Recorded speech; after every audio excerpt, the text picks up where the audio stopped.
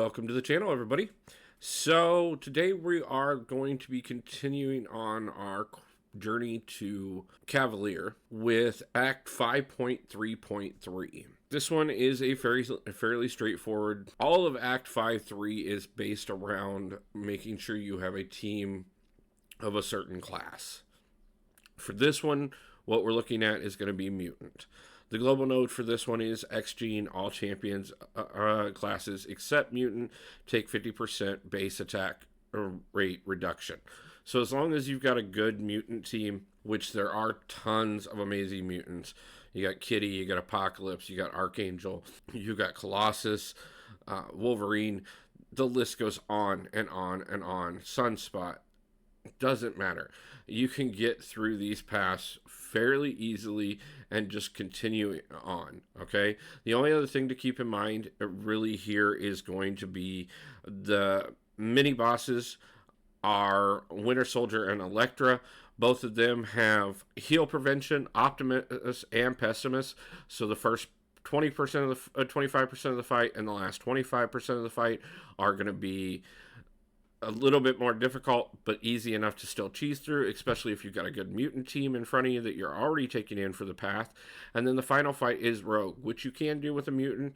Not a problem there, but at the same time, if you got a good tech champion to back up your entire team, which as you see here, that's exactly what I went with, is a team full of mutants with a tech champion to back them up for the Rogue fight.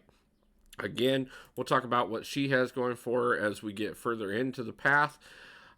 Right off the bat here, like I said, I took in Apocalypse, Cable, Archangel, Colossus, and Stark Spidey. I took Cable in to make sure that Apocalypse could easily get his charges so we could immediately horseman somebody. That obviously goes a long way for us, but at the same time, there's not a single one of the mutants on this team that does not carry some weight at some point throughout this. We're actually able to go through this with very few potions and revives. More often than not, there's a couple of times where, yes, we get a little cocky about going in on as little health as we do, but it still ends up being where I get most of the way through the fight and still end up being able to finish it.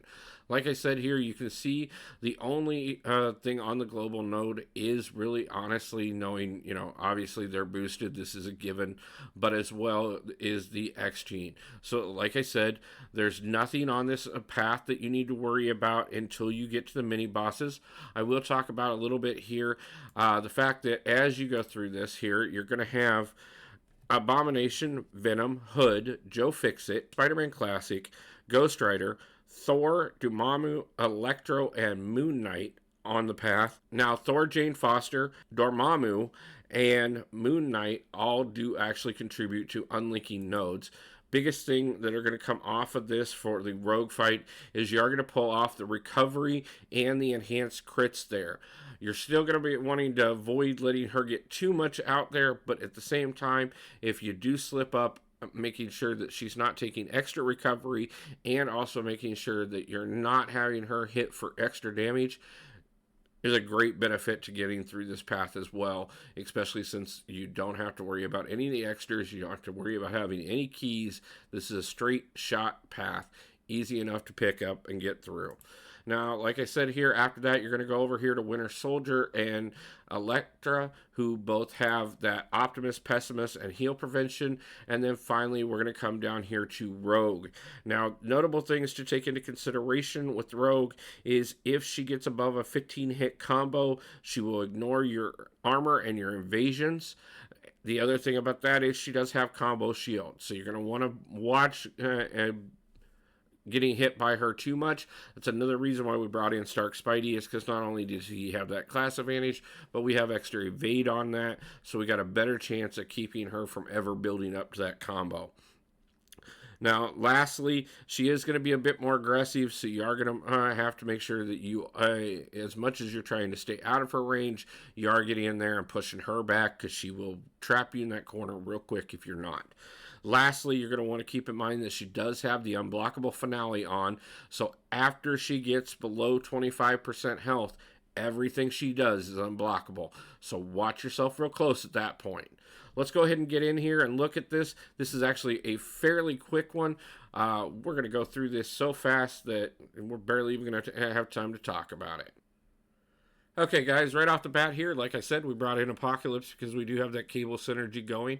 So we wanted to get him into that first fight right off the bat and get him to his max genetic counters. Uh, got those out of the way and actually was able to go ahead and take down Abomination in the process as well. So that leaves one less fight for us to worry about there. Brought in Archangel for the next one with the Horseman synergy already active, which gives us even more ability to just start walking through champions on this path. Now you'll see here we just went ahead and built up the bleeds and the neurotoxins and the poisons on him and got right straight through Venom. Barely took any damage and was able to move on to Hood. Hood gave us a little bit more of a fight, but not too much more. We still were able to get through him straightforward and move on to our next fight. It is going to take us a moment here to build up a couple of the bleeds and the neurotoxins, but once you do, all of us know that that's pretty much all she wrote for almost anybody, folks.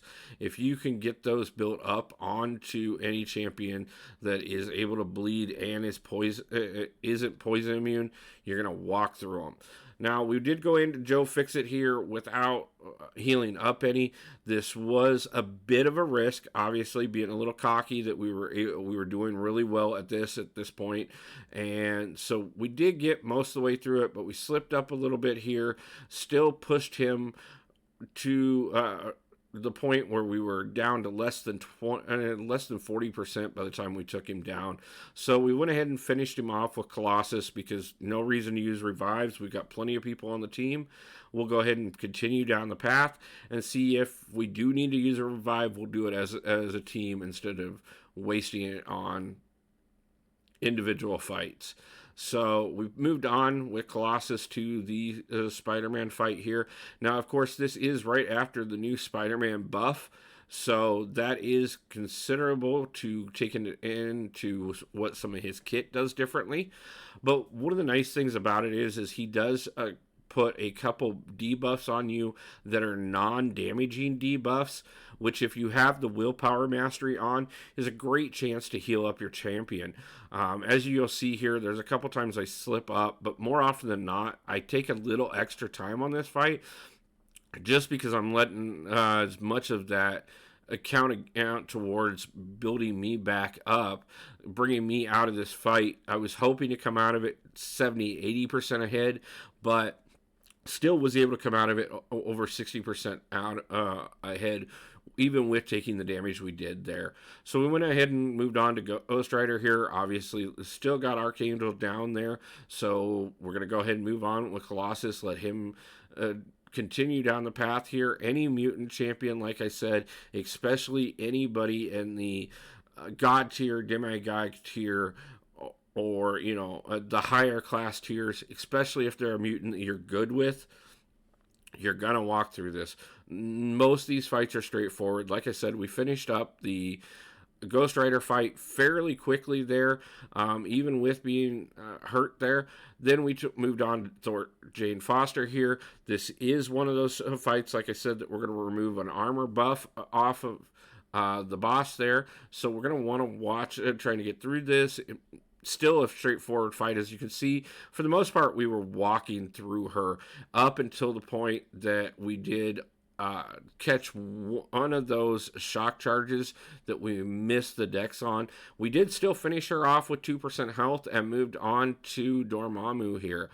Now, knowing that I was already down on health, I figured, why not go ahead and give Cable a shot? He's on the team anyways. He's a mutant. Apocalypse is injured. Colossus is down to less than 2% health. Why not? So we come in here.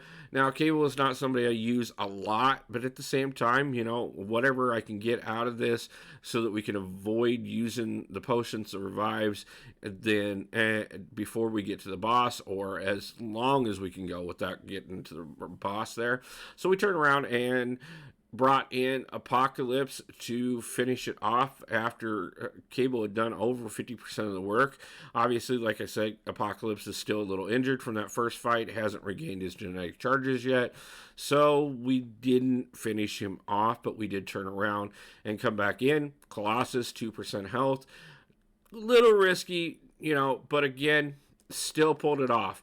Now, I knew we weren't going to pull off the fight against Electro with 2% health. That was just a given, but we were going to see if I felt like we were going to need team revives or if we could get by on the individual revive.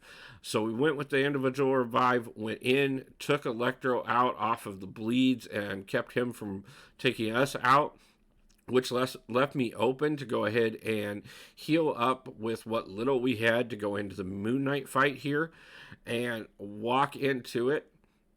Now, mind you, we barely healed him up at all. So we're being a little iffy on this. We could have went ahead and went in and lost the fight, got the revive in, but it's worth a shot. Now, we're getting over here to the two mini bosses of Winter Soldier and Elektra.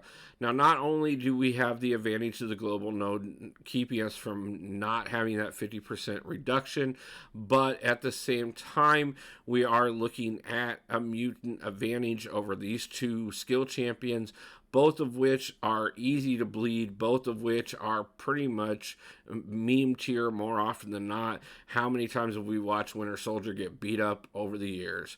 So, going back in here with Archangel, almost took both of them and without having to revive at all. Did the one revive there and then went on to Rogue here. We've got Archangel in the background if we absolutely need to, but Stark Spidey is perfectly poised and ready to go, pun intended. So we get a couple poise charges up, watch on keeping her from getting a combo whatsoever so that we don't have to worry about any of that.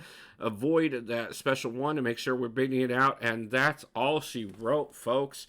That is one more chapter towards becoming Cavalier, something that we will be doing by the end of the month here. It may take us a little longer than that to get the entire series out, but we will be following this up in a couple days. Tomorrow we'll have the Paragon series continued with the next episode in that. Of course, I look forward to seeing everybody for the live streams on Sunday evenings and the crystal openings on Mondays. So I'll see you guys back for those. Peace out.